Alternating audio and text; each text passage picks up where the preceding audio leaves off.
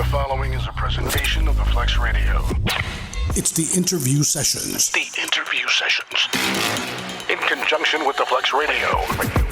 The team of Giovanni Jackson and David L. David bring you the latest in entertainment news. Featuring exclusive interviews with some of your favorite TV, movie, and sports world figures. Giovanni and David are what's in. Keeping you entertained with their chemistry and comical personalities. The interview sessions. Tune in weekly as they bring you new episodes you don't want to miss. Please like, subscribe, and download. It's the interview sessions. The interview sessions with Giovanni Jackson and David L. David.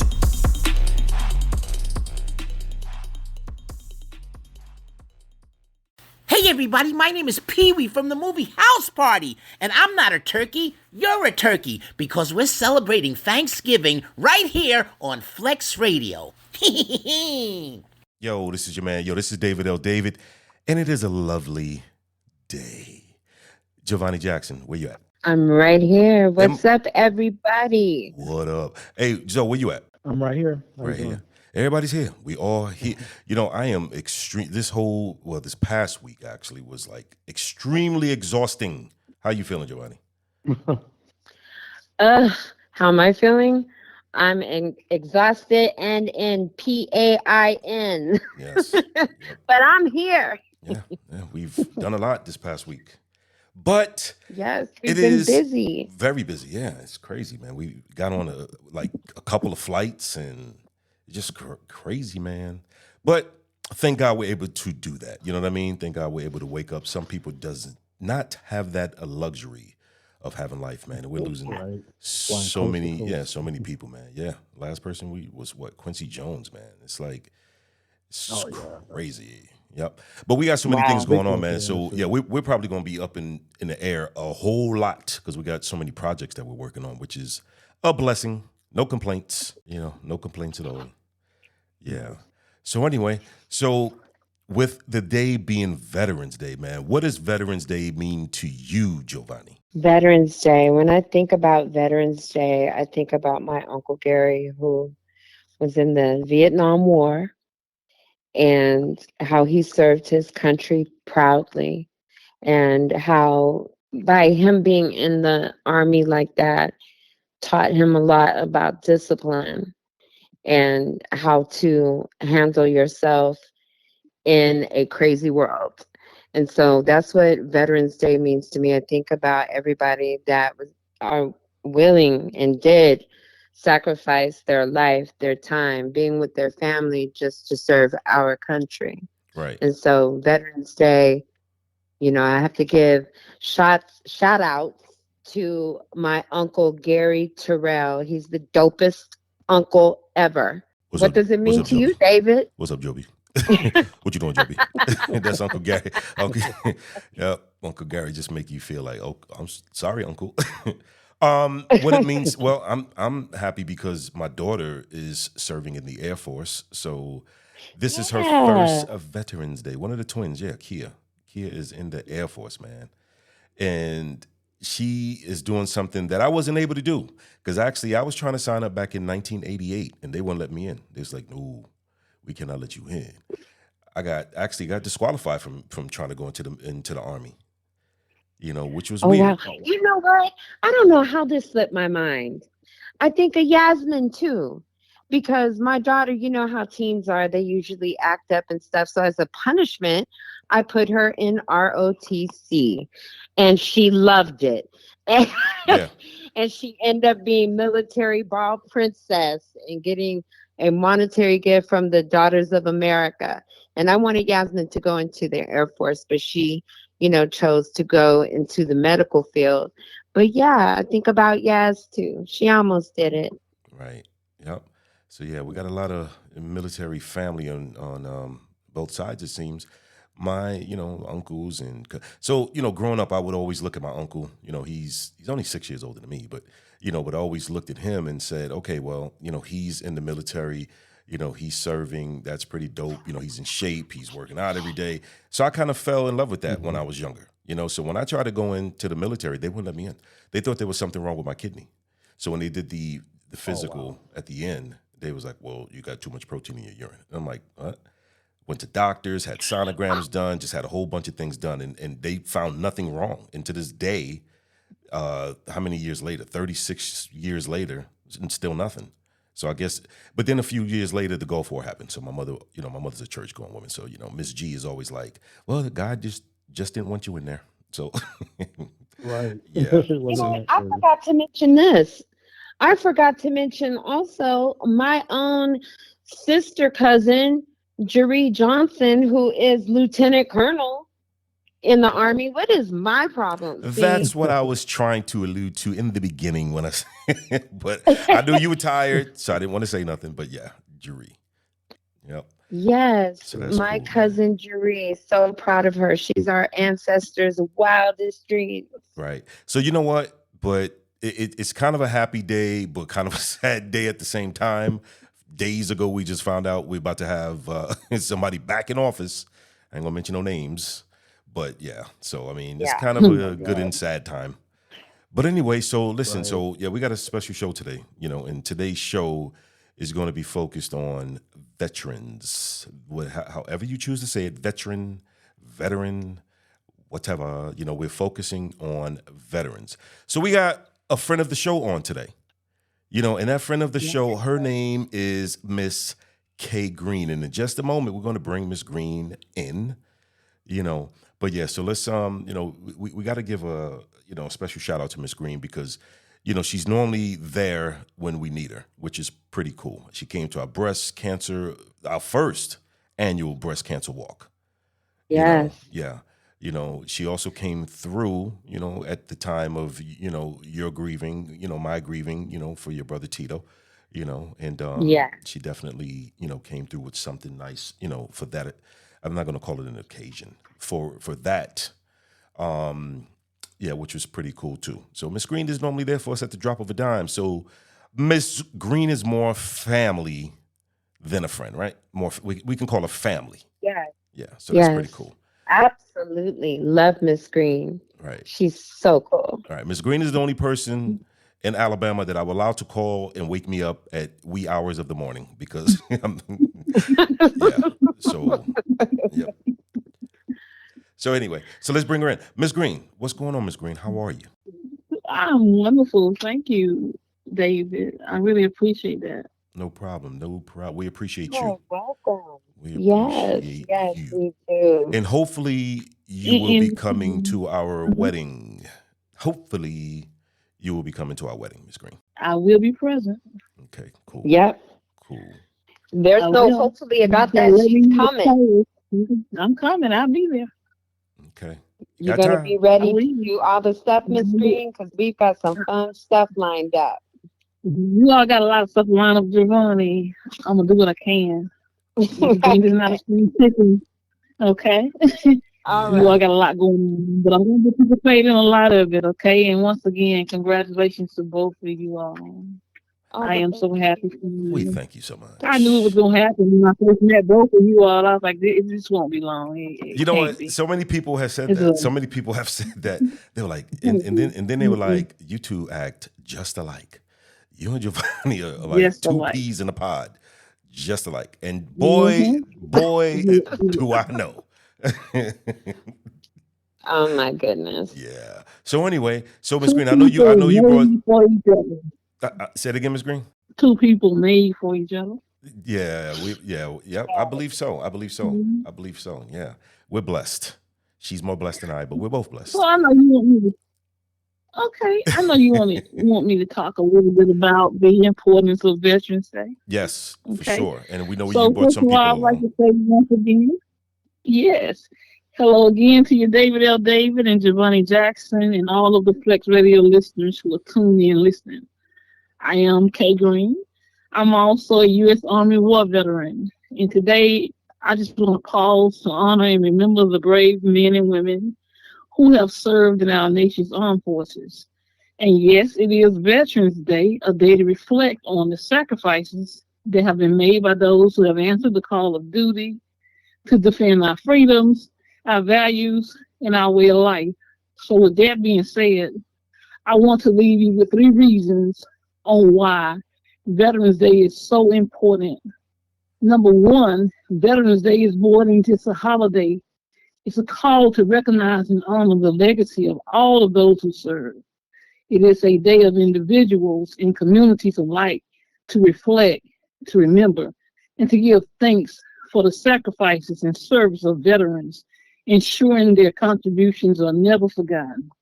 Number two, Veterans Day is also a reminder of the personal cost of the freedoms that many people enjoy. So, by honoring veterans, we are reminded that freedoms and rights have been defended through the selflessness of others, helping us to appreciate and protect those rights. And number three, Veterans Day highlights the contributions of all branches of the military, all the honors, both those who serve in times of war and in times of peace, ensuring that each veteran feels seen and appreciated. So on today, I want to say to all the veterans who are listening via the Flex Radio, thank you for your service. And with that being said, I will now give Lewis Green the opportunity to discuss the personal impact of military service. And it's Mr. Green. So the impact I had in the service is unbelievable. Being a young man, starting off young and didn't know exactly which way I wanted to go in life, but ended up in the military, and that was one of the good things for me. I raised my family. I raised, I had a good time. I had to leave my family behind, and that was tough. For a veteran that knows what I'm talking about, it's one of those things that most people can't handle because you have to put your life on hold. You have to step back and just really go away across the pond, we say, not knowing that you're coming back. And so God was willing and able to get me back home safely and sound. And I finally retired. I went across the pond my last year. I did 19 years. In my 20th year, I ended up going to Iraq. God showed me a lot of things. Who would ever think that you would see your cousin in Kuwait over the pond late at night, turned around, looked in my face? That's amazing. That's God's work.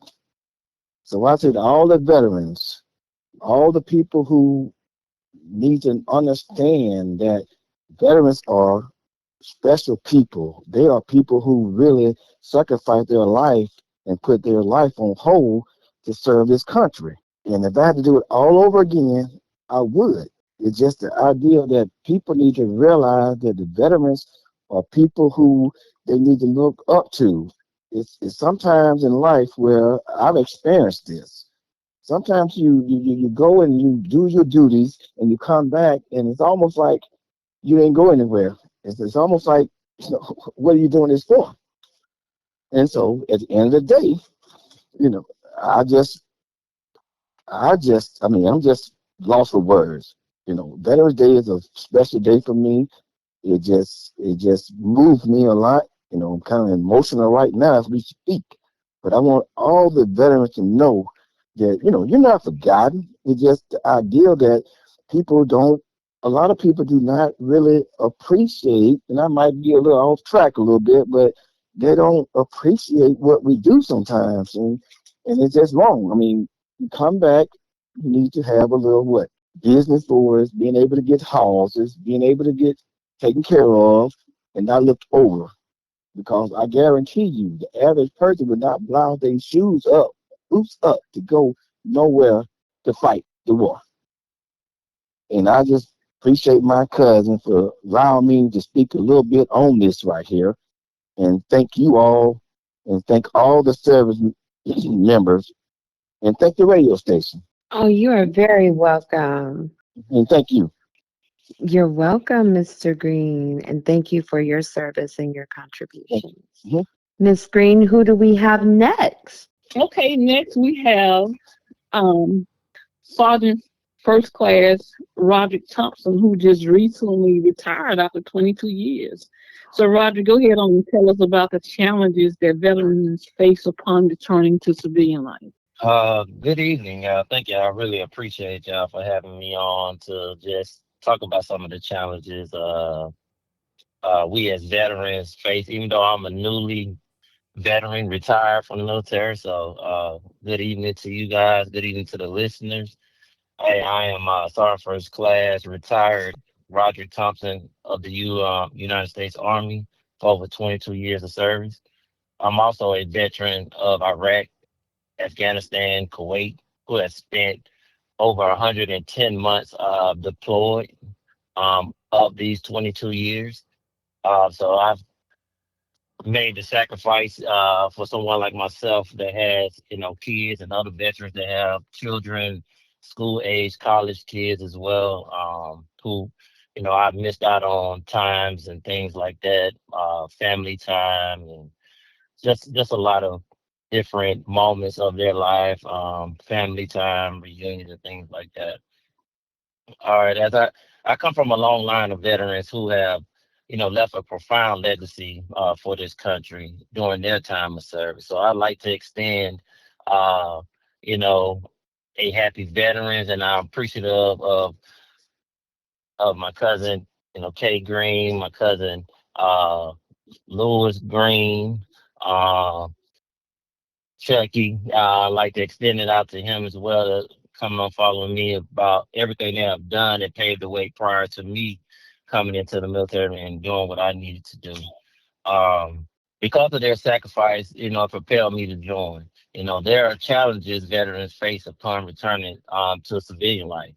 Right, in the military, service members often experience a strong sense of purpose and identity crisis that may be tied to their role when they return home.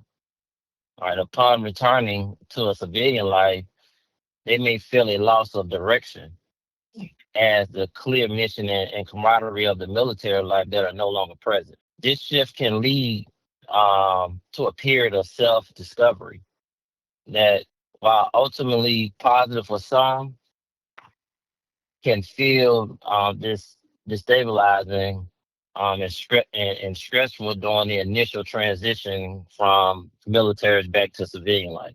Reintegrating with families after long periods of deployments can be challenging. Veterans may find that they have missed out on significant family events, as I was speaking of earlier, some milestones, creating a sense of disconnect or difficulty, just reintegrating, um, or reestablishing roles within their own family. Social reintegration, can't speak enough about that. How can we bring them in and make them feel part of the family again, of everyone fitting into society? All right.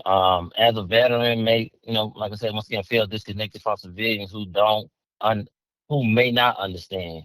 I'm not gonna say they don't understand. They may not understand some of those challenges you face while being deployed. Plus, trying to come back home and be a part of um families and friends amongst everyone else in society. I also like to just state that contributing to some of that might contribute to some isolation or loneliness. Some veterans may even face up to some financial hardship and difficulty due to a combination of things like unemployment, reintegrating as you transition out, looking for jobs and stuff like that, trying to fit back in to a normal setting. Might even have some medical expenses or lack of affordable housing, might be displaced. There's a lot of veterans on these corners as we speak. And and life insurance. We need a life is important, especially in the black community. Life insurance is very important. Health insurance is very important. This can lead to a high rate, like I said, of displaced veterans. Um, as a financial support system may not always meet their needs. These challenges highlight the importance of government assistance. Some of those programs, this is why it's important to get out there and vote and make it known, uh, you know, things that we need to help veterans. All right. And resources and community outreach. When veterans have access to the right resources and support, their transition to civilian life can be far more successful and also move towards the decrease or even eliminating the suicide rate of veterans. Please, if you know a veteran who is struggling, please point them to the nearest VFW and or the Veterans Affairs. Nevertheless, I would also like to extend a warm thank you to our to my fellow sisters and brothers in arms who have served in the Army, the Navy, the Marines, the Air Force, the Coast Guard, and now I newly implemented the Space Force, who have paved the way for the past, the present, and the future for your servitude. Thank you all to the listeners. I really appreciate y'all giving me an opportunity to speak on this and you know, like was stated earlier, this is more than just a holiday to go out and barbecue and stuff. That we have to make sure we uplift our veterans if you know one and to help them as they transition back into the society. And again, thanks to all the listeners of the Flex Radio Show and to you that allowed me to come on and just talk about veterans and happy Veterans Day. So Yes, for thank sure. you. Happy Veterans Day. Yeah, man. Yes. That was great. Happy Veterans Day. I can imagine that, it is extremely difficult to get conditioned to being back in the civilian world. Um, and I also know that I know a few, people that also suffer with PTSD from, being, deployed and constantly under, that type of warfare, if you say. I don't even know if I said that correctly. And so, for the listeners out there that, did serve in the military, by all means, make sure that you get the therapy that you need and address any type of issues that you may be facing. It is so important when you come out to have the best mental health that you possibly can. Yeah. So I just wanted to put that little tidbit in because PTSD, post traumatic stress is very, very serious, very serious. I do know some friends of mine, like even if like the 4th of July, they were triggered by the fireworks, just the sound. And hearing that day in and day out and day in and day out, wow, that just has to be something really, really scary, And so I want to give shout outs to the veterans who, suffer with this that are, pushing through, you know. Big shout out to you. Right. And he said something very important too. I mean, people normally look at these, days that we celebrate and just think that's the sign of barbecue time. It's like, okay, it's Yeah, Veterans Day, let's barbecue. It's bigger July than 4th, that. let's barbecue. Exactly. It's very much bigger than that.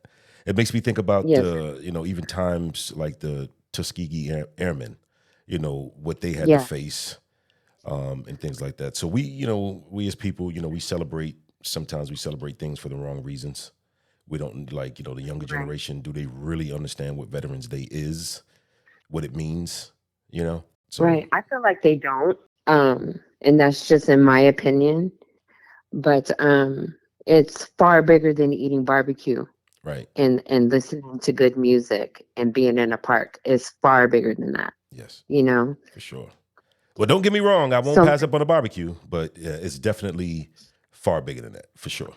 So yeah, so we got to yeah, start, like, I guess the plus side of that is that, you get family together. You know what I mean? Like it has to be right. something, it's unfortunate, especially in our communities where something has to happen to get families together. Like we just don't get together anymore just because you know.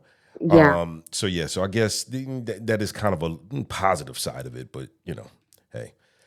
But anyway, so yeah, so we appreciate, all you veterans, man, everyone who served, including my brother Daryl, who served, yeah, so and many more people that, we know that we're not even thinking about at the moment, man. We appreciate you all, Thank you for your service. Yep. So Miss You're Green, welcome. And lastly, uh-huh, Miss Green, yes.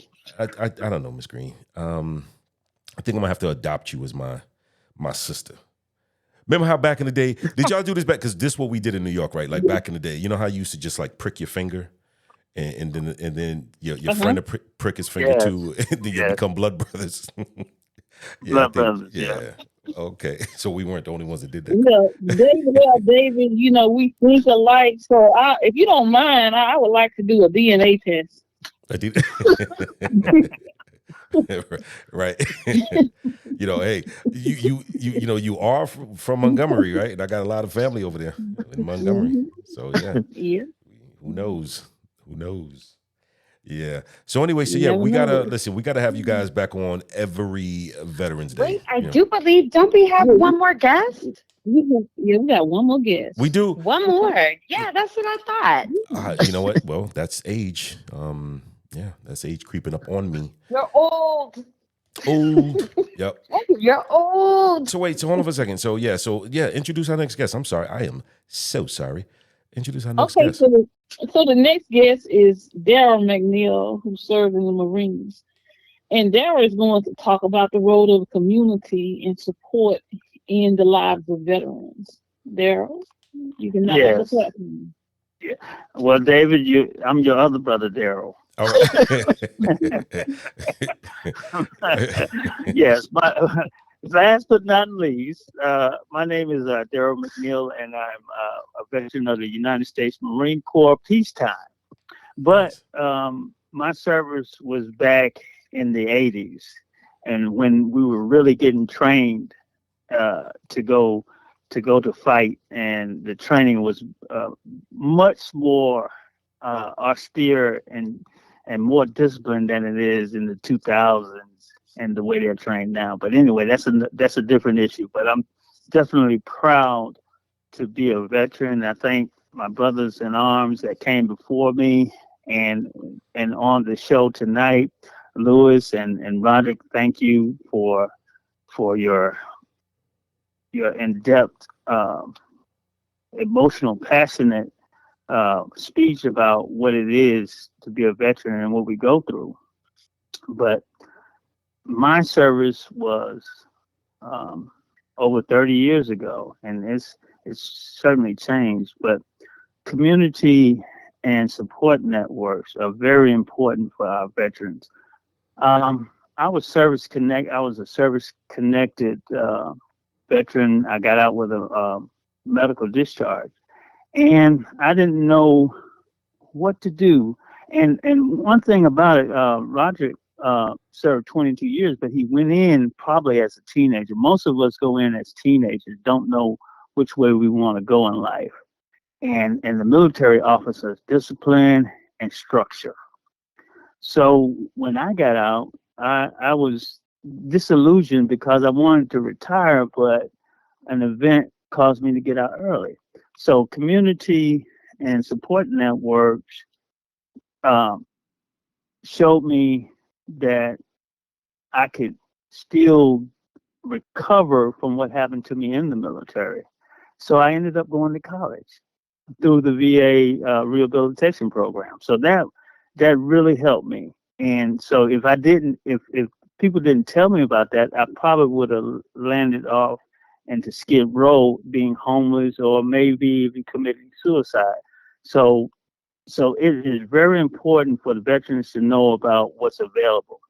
Um, Community and support networks are very important in life, but more especially for veterans that are coming out with medical issues, with mental issues or physical issues. So, and these systems enable veterans to thrive and regain their sense of purpose and become valued contributors in their communities. Therefore, so we must get the information out to veterans who face physical or medical injuries sustained through their service about these community healthcare services. They provide medical treatment, rehabilitation, and support. It's very important.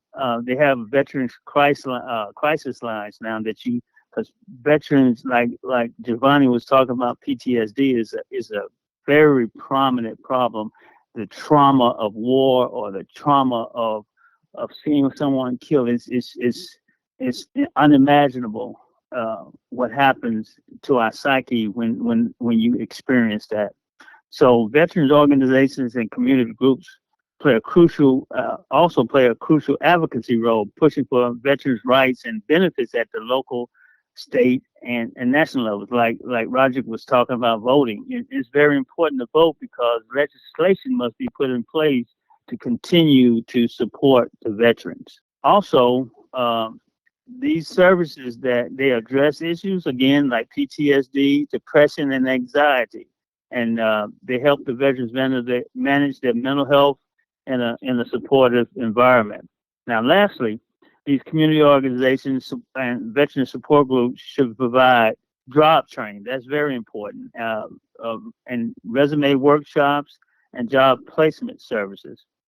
By helping the veterans develop these if you would, civilian work skills, they bridge the gap between military experience and the civilian workforce, which gives us veterans tools to succeed. But the most important thing is embracing and supporting the veteran after they get out, and recognizing the ultimate sacrifice, the tremendous sacrifice that they made to protect this country and our way of life. That's very important. So I thank you for allowing me to speak. My cousins, I'm so proud of you, Kaye and Giovanni and David. Thank you, and your Flex Radio listeners. Happy Veterans Day and hoorah to all my Marine Corps friends. Yes, you are very, very welcome. You mentioned the homeless. What percentage of the homeless do you feel are probably veterans? Well, I don't have the numbers in front of me, but there is a large population. There are a lot of homeless veterans for just like homelessness in general for various reasons. But it's an astonishing high rate of homeless veterans on the streets of America. And that shouldn't be. And I don't understand why that is, because we need to be taking, for sure, better care of our veterans, for sure. You know what I mean? I hate that that's like that. And I'm wondering, like, what is it that, you know, actually needs to be done to fix that? Or how do you even begin to fix that? Because I feel like, that there might be some issues there because they were, in the military, and didn't get the proper care, if you will. Or maybe they just didn't even know how, you know what I mean? Or know what to do. It's really, really a sad situation, especially in California where there's Skid Row. And now Skid Row is just expanded so much. It's so much homelessness in California because I was just there. You know what I mean? And I was just like, wow, it's really I don't know, it's so sad. Yes, it is. I wish there was something that I could do to change that. I'm going to be wrapping my mind around that. David, we need to think of something to do, to help change that or something. Do a walk for veterans, and do something. I just don't even really know where to begin. So if any of you ever have any type of suggestions, please feel free to let us, know so that we can get something going, Yeah, because if enough people do something, that'll make a difference. It's the fact that not too many people doing anything is what the problem is. Yeah. That's right. Times are just so different now, Times are really, really different now. But yeah, I definitely want to be thinking about Miss Green, you hear me? We need to be thinking about I can hear you. yeah, we got to do something. Yeah. I don't know what, but we Okay. got to do something. This Okay. is Roger again. It talks about over 500,000 of veterans who is homeless right now. And when you think of that number, when there's less than 1% of people who serve the military. That's a lot of people Yeah. to be experiencing, a veterans who experience, being homeless, across America. Yes, So especially in America. Yeah. Yeah. It's But, unacceptable, city, America. I said it's Unacceptable. Yes. unacceptable, America. Yeah. It's the fact Unacceptable. that you look and you see. Mhm. I mean, it's when the U.S. gets involved with other countries' issues, and they send all of this money, billions of dollars over to other countries, to help them out, which is, it's not a bad thing, but we have people here that need help. Yeah. There's even children Yeah. that are homeless. You know, That's a That's true. juxtaposition, as they call it. A right? juxtaposition. You helping others, but you're not helping yourself. Exactly, Yeah, exactly. we have to take care of our own first. Yeah. That's Right. right. Yeah. I So when agree. you look back Yeah. at things, there's a lot of people that we could point fingers at. You could point fingers at the people that's going out there Yeah. buying 6 Bentleys and 3 Porsches and blah blah blah, and spending all this money on different things. And there's people starving right in your own hood. Just like you said, right in your, there's people. I was talking to a friend of ours from California, and she said there are people, and I don't know if they're veterans or not, but there's homeless people sleeping on her lawn, and it never used to be like that Yeah. in that area, she said. Right. Me growing up in New Wow. York, I mean, it's all, I've always seen homeless people, and then you see them with the signs, disabled Vietnam vet or, whatever the signs may say. But it's like people would just walk past them and, and just ignore them. Some people have good hearts. Some people will stop and, give, money or food or whatever it is. But, it's cold out there. We got winters, in New York City and places like that are cold, brutally cold, and you got these veterans sleeping, on the streets. And then, they get so cold, they go try to sleep in the subway. And then they want to kick them out of the subway. So it's like, okay, well, how are we supposed to live? You know what I mean? So there's like, yeah, Yeah. it's just very disgusting, very, yeah, it's not a good thing. America needs to do better. People need to do better. Mhm. Yeah, because more than anything, in all of the holy books, you know, God is always watching our actions, you know, Mm-hmm. and so you have to move with kindness and move with love, you Mhm. know. Mhm. And when I think Mhm. about it, it's like there needs to be Mhm. housing for these individuals, housing and Mhm. programs to get them Mhm. back going. Whatever they need, this just needs to be fixed because it's just unacceptable. And it makes me feel so sad. So we got to figure something out. David L. David Right. Mhm. and Miss Green and everybody Yes. on this phone. We have to figure it out. We gonna figure something out. We gonna come up with a program. We gonna come up with something. Yeah, we Every little need bit to helps. because Every little bit helps. And when Amen. you get and when you get the word it, out, We especially when you are. do, We are. yeah, when it, you do things like this, it start with when our you local. there you It go. start with the Yeah. local cities. Right. That's Right. what it is. It start local. We can't Every expand out until you get this. Until you get what's behind in front of your own, as they used to say, your own doormat. When you sweep around your own door, that way you're able to get out there and see what exactly it is. And we can't allow our elected officials to go blind when we're talking about Mhm. veteran homeless. Period. We have to Mhm. hold them accountable because this is what they campaign on. This is what they're running for. So the support is needed. You know what I'm saying? Everybody has to pull their weight, do Mhm. their part. That's Mhm. what's important when it comes down when we have our returning veteran. We don't need another Vietnam and some of those things that come to mind right then and there that this place and they turn to drug abuse and things like that. And, Right. we want our people to return back healthy as much as possible and seek some of that therapy that is out there that is going to provide, that allow them to rehabilitate Yeah. and stuff like Right. that. But let me ask. I It want to it ask. almost seems like it would make Let me sense say for this, something guys. like that to be mandatory, you know? Somebody wanted to Yeah. say something? Yes, I did.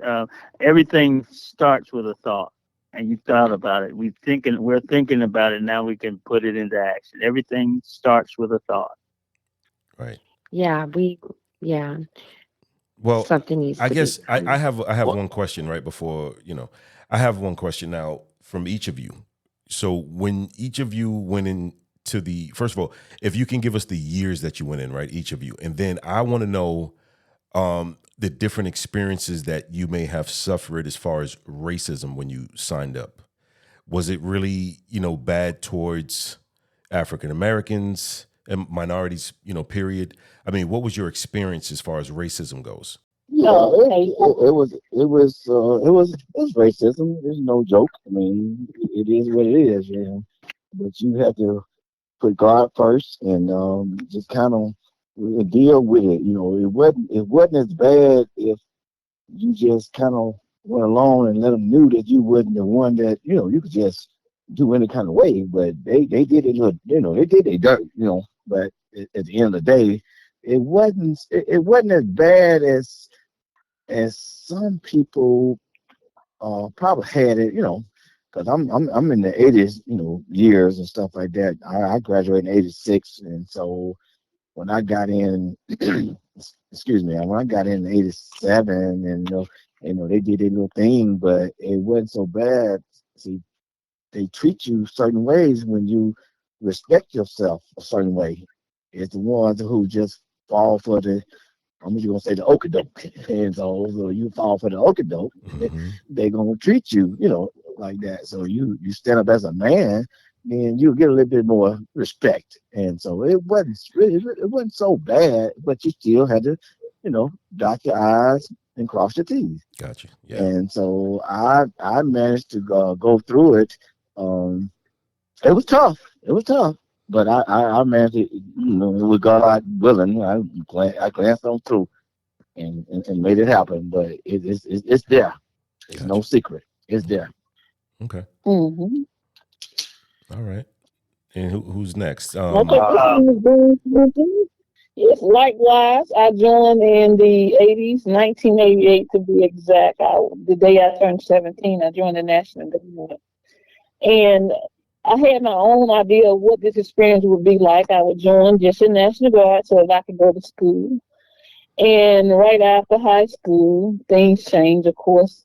I was deployed to Iraq um, for a long time. And during that deployment, I learned so much about myself at an early age, and I learned to trust God. But it taught me that in life, there are going to be challenges that you have to face, and you have to get over your fears. And I will tell you what got me through a lot of nights in the war was listening to the iconic Michael Jackson. Okay? Hmm. Yeah, we listen to his music all the time. And so it would like calm us down and help us get through our day. Oh wow. So racism, with racism is everywhere. Okay, but I was a part of a unit in war where we had blacks and whites, and we were a family. We were in this together, so you had to pull together in order to survive. Okay, Hmm. that makes sense. Makes sense. And you have to learn to Oh treat yes. people accordingly. hmm yes, because we were all in the same boat. Okay, we were away from home. I didn't have kids, but people were um, getting depressed because they had to leave little ones behind. Some of them had to leave good jobs to fight the war, and some of them even ended up in a divorce after that because they were gone so long. Mm. So all I can say is that it taught me a lot. It made me, it pretty much shaped my legacy and made me the woman who I am today. for me, so my those ones that spoke before me, those are my cousins. So they started the journey before I did. I am a 9/11 baby. You know what I'm saying? So I joined the military at 19. Uh, so I'm a little bit over into my 40s right now. As far as racism goes, yes, I experienced it, and I recall upon this one time that for me, I was a little bit of naive, a little bit, because I was thinking like there's no way racism exists in the 2000s. That was, impossible. And once again, coming from where I come from and from a praying grandmother that taught me to rely on my faith to overcome a lot of things. I remember those late nights, she crying and praying for us, for what was ahead. Um, but back to at hand, so I was, married, and me and my significant other was serving in the military, and there was a white gentleman. He was into, he was fond of my wife, and in turn, him being a superior, he used to call me boy. He never referred to Mm, me as my rank, and mm, and once again, I tried to overlook it because I'm like, okay, he, he was from Alabama like I was, so the term boy was a term that used. But once again, me trying to not think that it was racism, and it is exactly what it was. He was referring to me as boy, but he found interest into my significant other, and he just kept saying it so much. Then it triggered me, and I realized I was like, I tried to talk to him first. I'm like, why you keep referring to me as boy? In the military, you got custom. You're called by your rank and your last name. I mm-hmm. shouldn't be referred to anything else. But he wanted to be dismissive of it because he said that, well, I'm from Alabama and this is how we talk, this is how we refer. And I'm like, well, I'm referring to what's in black and white, the military custom. It says that I need to be called by my rank and last name. I shouldn't be referred to as boy. And he, once again, wanted to be dismissive of it.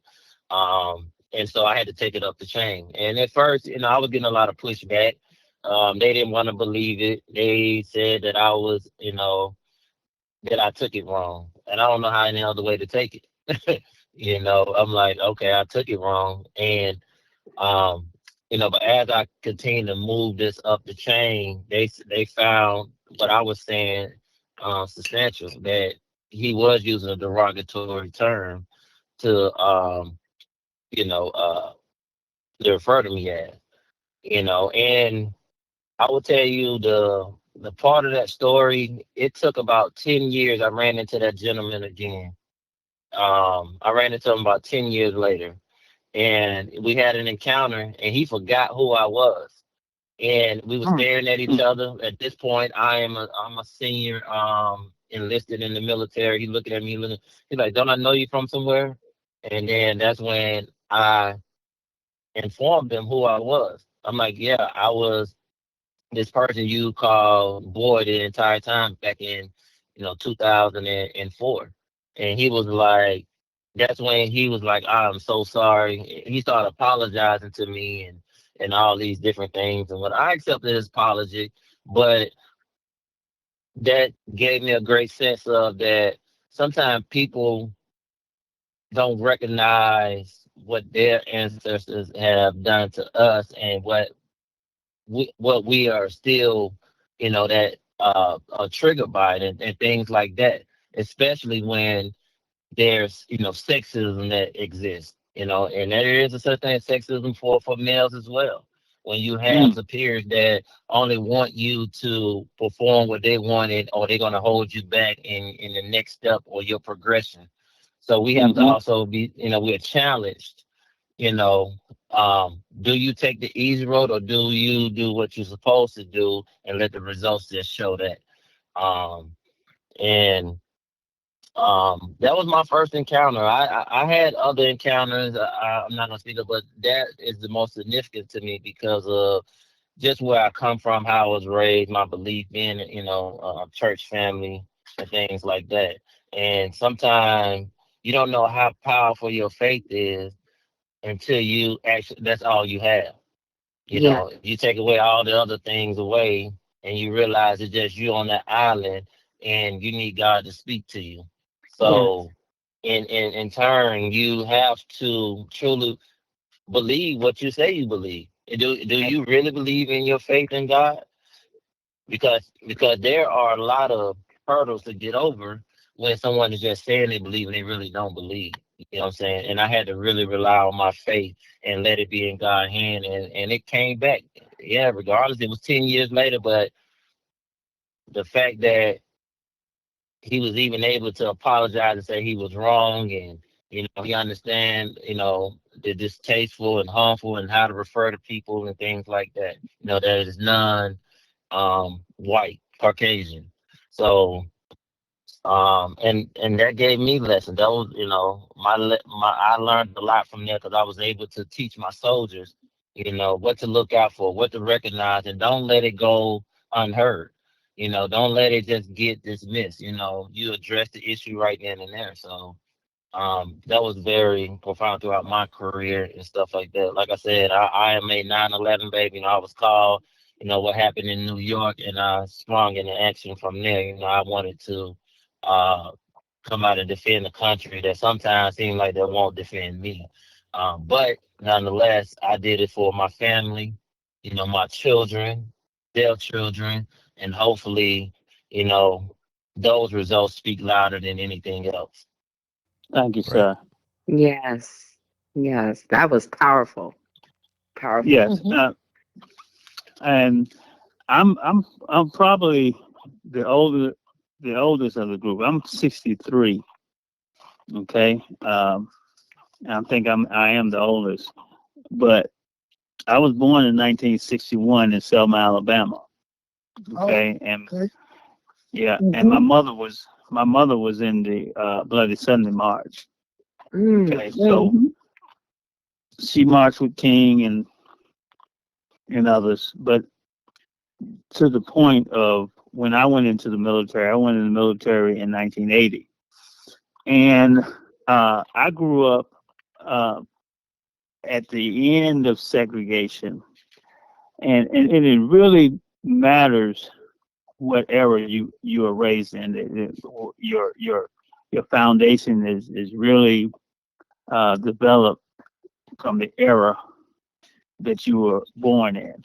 So when I went in right out of high school, and but the way I was raised, I had a praying grandmother, praying family, um, and so I never felt inferior to anyone, any race.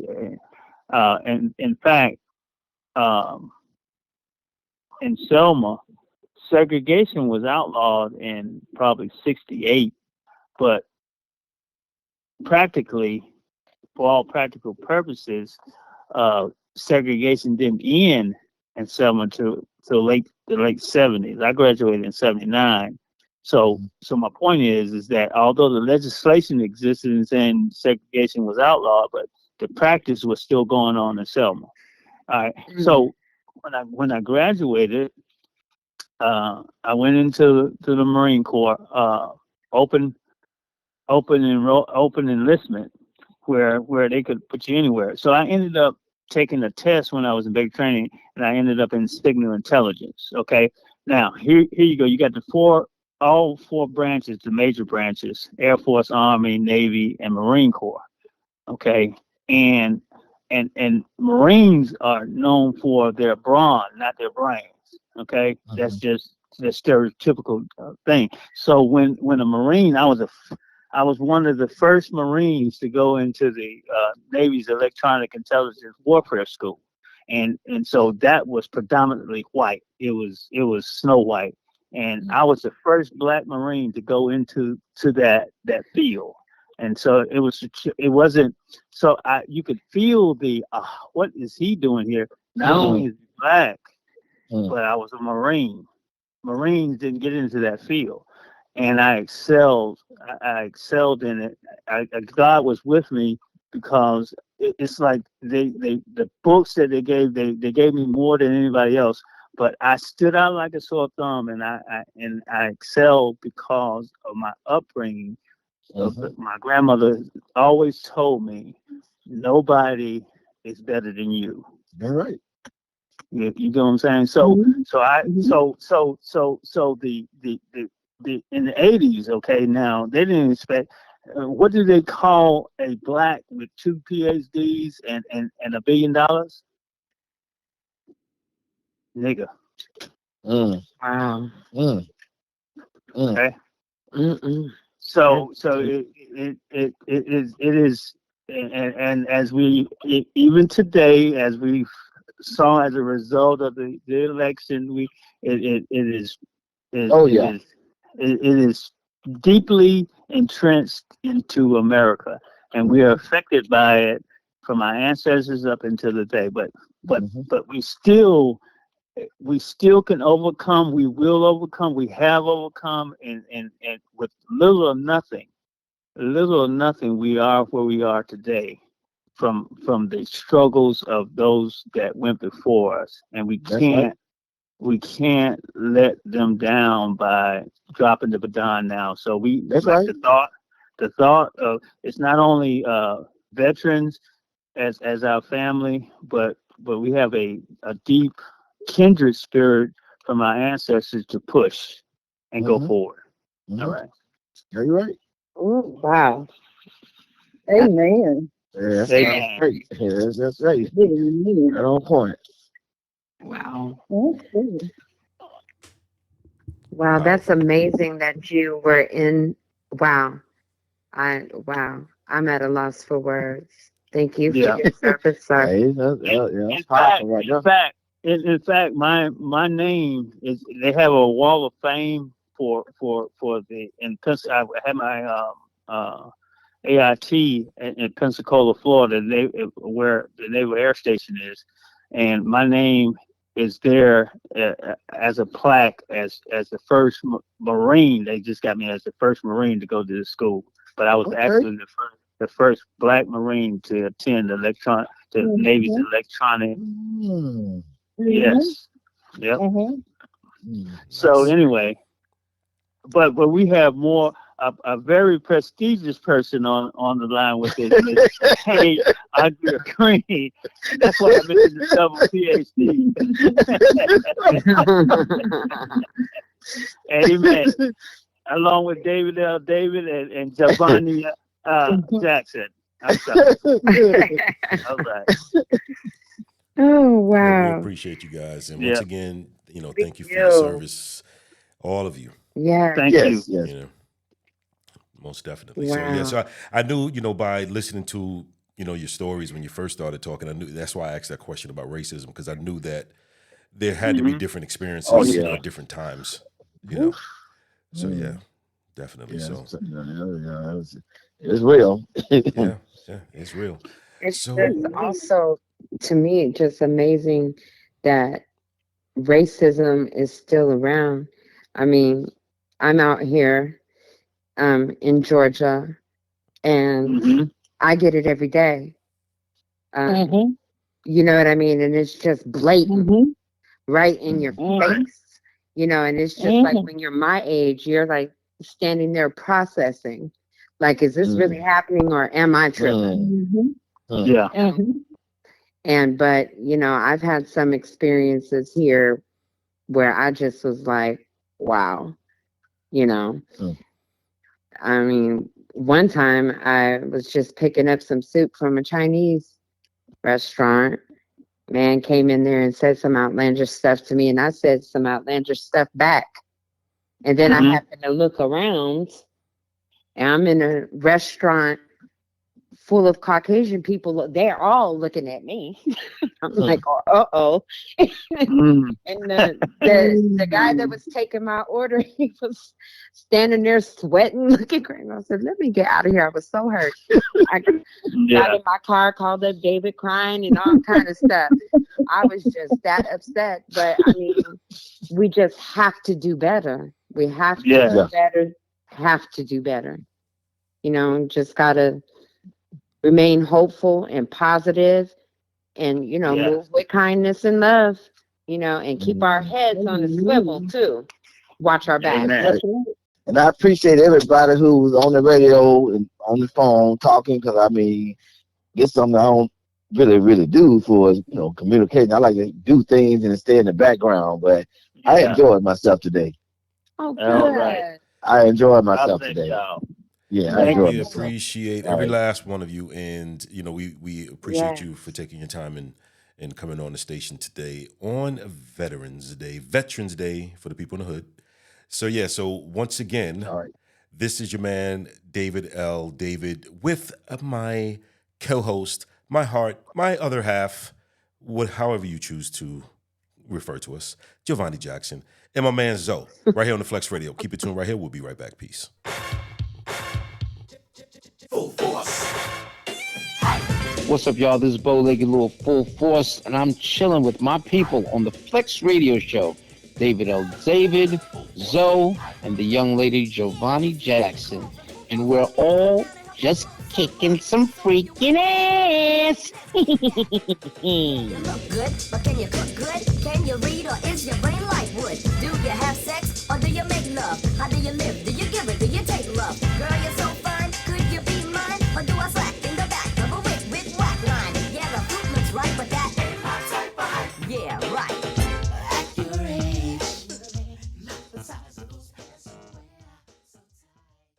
Thanks for tuning in. Don't forget to like, subscribe, and share. Hit that follow button to be notified when new episodes are released. Choose your platform. Listen to us on Amazon Music, YouTube Podcast, Apple Podcasts, iHeartRadio, and Spotify. The interview sessions On the Flex Radio. ranked 66 out of more than 2.5 million other podcasts. Tune in directly. Download the Flex Radio app today.